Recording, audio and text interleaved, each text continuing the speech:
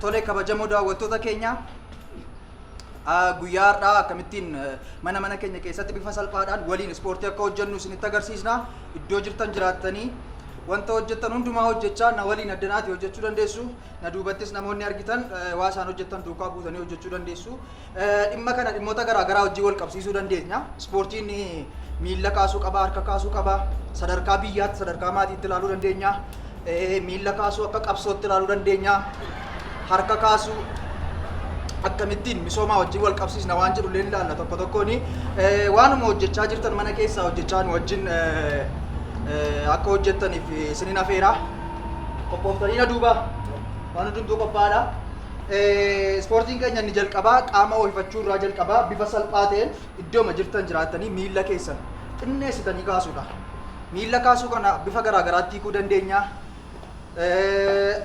Bukkeetti isinii galee ollaa wajjin walitti dhufeenya qabdan, maatii wajjin walitti dhufeenya qabdan akka sanaatti hiikamuu danda'a. Mee na duukaa si'a 5 1 2 3 4 5 isa kana bifa qabsootiin ilaaluu dandeenya. Suuta yeroo jedhu qabsoo ta'uu danda'a. Transformation immoo ilaaluu dandeenya. Transformation fi guddina.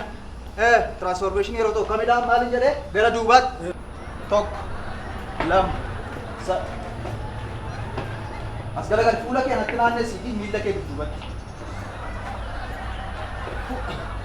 Fuulli kee meerree as natti garagalchi miila kee immoo dudduubatti. Tole akkuma kana wal keessa fuudhamaa gaariidha. Gara dudduubaatti kanatti aansuudhaan immoo harka keenya diriirsuu gara harka keenya diriirsuutti darbina.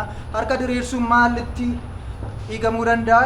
Babal'ina magaalaa fi malaammaltummaatti hiikamuu danda'a. Malaammaltummaa gaafa ta'u in ariifata harki keessanii. Babal'ina magaalaa fi misooma magaalaa irratti immoo maal ta'a? Suuta jedhee gara malaammaltummaatti dhaqaa jechuudha. Isinii galeeramti? 5 deemna. 2 3 1 2 1 2 naabatin sosocha 5 jechuudha. Tole baay'ee gaariidha. Daawwattoota keenya mana keessan keessatti nu duukaa akkasiin socho'aa jirtan abdii guddaan qaba. Amma immoo ispoortii garaa wajjin wal qabatu ilaalla. Inni kun maal agarsiisa? Jabina garaa. Jabinni garaa maaliif walitti fiduu dandeenya? Gara jabinaa fi hammina akkamittiin akka wal miinu, akkamittiin akka garaa walii laafnu irratti hojjenna. Gara jabinni garaa karaa tokko qofa kan ilaalamu miti. Maatii irraa jalqabuu danda'a, amma sadarkaa biyyaatti deemuu danda'a. Haadha keetti, obboleessa keetti, abbaa keetti garaan jabaatta. Saba keetti garaa jabaachuun hin jiru. Isa kanaa wajjin wal qabachuu danda'a. Ispoortiin garaa kun jabaachuu danda'utu irra jiraata. Akkamittiin jabaatan jedhu muuxannoo keessa dhufuu danda'a. Muuxannoo waggaa 27 waan ta'eef inni kun xinnoo si rakkisuu danda'a.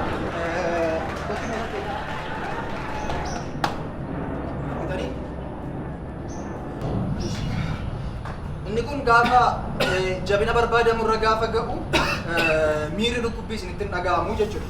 Fakkeenyaaf kan akka barbaadetti rukutuu dandeessan.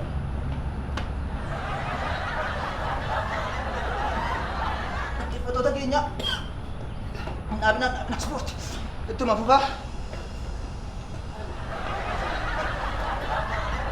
Hojjetu maal na ilaalta?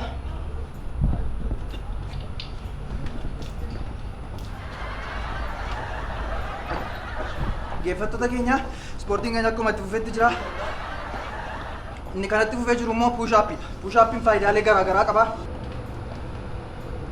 Naannoo kana maashaalee jiraniif baay'ee barbaachisa. Qaamni keenya guutummaatti bifa wal fakkaataa akka inni qabaatuuf baay'ee barbaachisa. Puushaappiin akkamitti akka bahuun isinitti agarsiisa. Na hordoftu isin na dudduuba. Puushaappii waan garaa garaatti hiikuu dandeenya. Caalaadhumatti tokkummaa biyyoota garaa garaa gaanfa Afrikaatti tokkummaa akkamii qabna isa jedhu wajjin walitti fiduu dandeenya. Puushaappiin gaafa bahu streetii kanaatiin lafa qabachuu danda'utu isin irra jiraata dura. Na hordofaa jirta. Kana booda qaamni keenya guutummaatti lafa ka'ee ol deebi'aa jechuudha. Isinii galee lafa ka'ee ol deebi'aa. Dhaggeeffattoota keenya kun gara jalqabaa isin rakkisuu danda'a. Suuta jedheen isinitti agarsiisa akkamitti akka ta'e. Kana jechuun garuu lafa qabachuu irraa jalqaba. Harki keenya lafa qabachuu danda'utu irra jiraata. Isa booda akkamittiin lafa keenya akka ol deebinu immoo waliin ilaallaa jechuudha. Lafan ciisnu goda keenya ol deebinaa jechuudha. wal duukaa sinii galeera jedhee yaada. Ispoortii kana si'a shanan kana akka gaanfa Afrikaa gootanii ilaaluu dandeessu. Gaanfa Afrikaatti fudhachuu dandeessu. Amma lafa qabachuurraa jalqaba. Lafa qabachuu jechuun lafa saamuu miti. Ollaadhaa lafa fudhachuu miti. Isinis waan qabattanii dhuftan mana keessaa gadhiisaa lafa qabadhaan tokko. Lafa qabachuurraa jalqabna. Miilli keessan dudduubatti diriiru. Amman buunaa jechuudha. Gadi buunaa. Annan lakkaa isin na duubaa buutuu jechuudha. Sudaan. Eertiraa. Anaan ilaalinaa bu'aa ka'aa. Jibuutii. Somaaliyaa. Itoophiyaa. Hai Itoophiyaa. Siyaasan godinaa kamaalii ispoortiidhaan maayii miciisanii hafuun. Hai. Hai.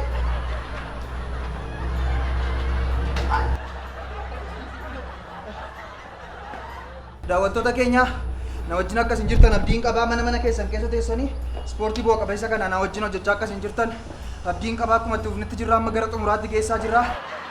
Jijjiirama qabsoo fi jabina waan jedhu irratti waliin hojjenna. Miilli kun jabinni isaa maal fakkaata?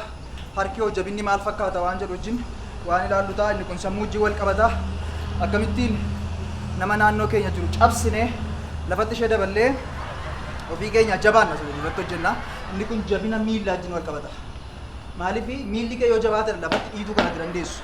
Sigalee harki kee yoo jabaatedha kan keessa buusuu dandeessu jedhudha. Inni kunis immoo waan hojjetu qaba. Akkamittiin darbatta kobilistoonii waan jedhu irratti sin hojjenna. Amma gara miillaatti dhufu. Jabina miillaatiif barbaachisaan tokkoffaan maalidha? Lafatti turii kana isa mirgaa. Isa bitaa. Sigalee keenyaa.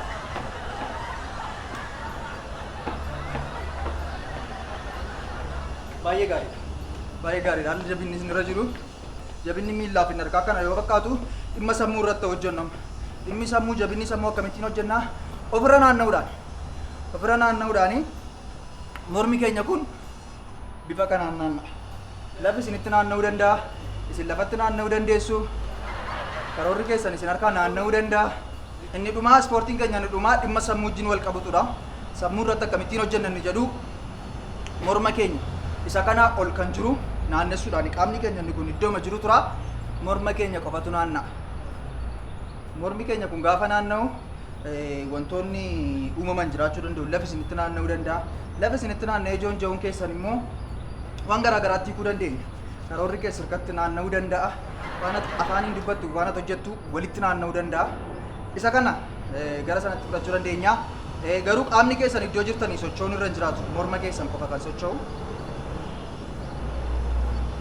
Tokko, lama,